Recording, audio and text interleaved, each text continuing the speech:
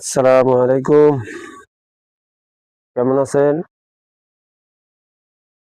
গ্রামে চলে আসলাম। গ্রামের প্রকৃতি আলাদা।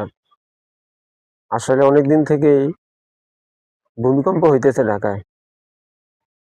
আর আপনারা তো জানেনই, ঢাকা প্রচন্ড ঘনবসতি, বড় বড় বিল্ডিং রয়েছে। এই কারণে গ্রামে ফ্যামিলি নিয়ে চলে আসলাম। তাদেরকে রেখে আমরা শহরে যাব, তাদেরকে গ্রামে রাখবো।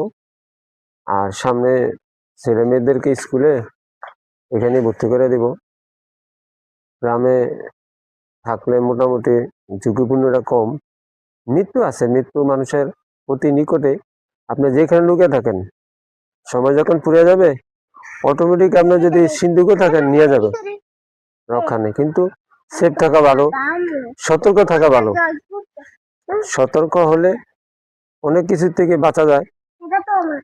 আর আমরা সব সময় চিন্তা থাকি ফ্যামিলির, চাকরি করি, ব্যবসা করি, অনেকে বিভিন্ন জায়গায় পেরেশানিতে থাকে, ফ্যামিলি থাকে বাসায়, কোন সময় কোন দুর্ঘটনা হয় আসলে বলা তো যায় না। এই কারণে সেফ থাকার কারণে গ্রামে নিয়ে আসছি।